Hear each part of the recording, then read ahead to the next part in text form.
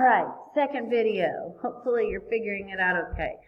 So I had to switch over to another video because my program only lets me record 15 minutes.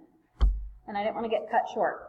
So we are finishing up with designing an experiment for high blood pressure. And I just have it kind of all shown. So it says describe a design. You don't actually have to have the picture drawn. However, I do find that drawing a picture makes it easier. Now in our particular example, we used blocking. We put men and women into separate groups because men and women are their blood pressures are different. We want to reduce the variability amongst their blood pressure. So we split them into two groups. Then we have random assignment on both groups. We randomly assign them to two different groups. Each group gets a different treatment. In the end, we compare. We compare what? Blood pressure. So I drew the picture, both for men and women. And then here's my description, okay? I'm going to read through it, and then I'll tell you what's important about it. First off, I talk about how I do my random assignment. Now, this time I chose to use Table D. I have yet to really show you guys what it looks like to describe random assignment with Table D. So I'm going to show you how in-depth I get with my description. I said create two blocks by gender, 600 men and 500 women. Randomly assign blocks to two groups. Here's how. Men, label them 001 to 600. It's important we use 3 digits there. Women, label 001 to 500. Choose how many digits? Choose 3 digits. From Table D, we're skipping numbers that are bigger than 600 and 00 for men, skipping numbers bigger than 500 and 00 for women. We're also skipping repeats. So I'm specifically talking about how many digits we're using, what numbers we're skipping, repeats and numbers that are too high. So I'm using all those details.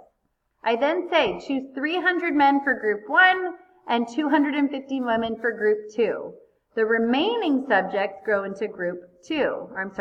300 men for group 1, 250 for group 1. Remaining subjects go into group 2. All group 1 subjects receive the ACE inhibitors. All group 2 subjects receive a placebo. At the end, compare changes in blood pressure for each block. I don't ever compare the men to the women because remember, men are completely separate from women. So I compare the men, the two groups and the men, and then I separately compare the two groups of the women. So here's the important things that I have in here. 1, I started with my random assignment. And if you look, my random assignment goes all the way from here down to here, basically. That's all me describing my random assignment. Now, this is just me showing you how you would use Table D to do the random assignment. You don't have to use Table D. I would go more along the lines of what we did on the quiz, talking about labeling them from 1 to 500 and 1 to 600 and using a random number generator to choose. I think it's just easier than having to do all of this description.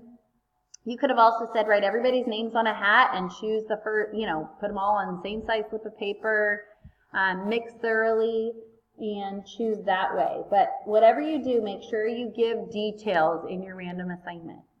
Next, you talk about how you pick the groups, okay? There's 300 men for group 1. There's 250 women for group 1. What does each group get? Group 1 gets the ACE inhibitors. Group 2 gets the placebo.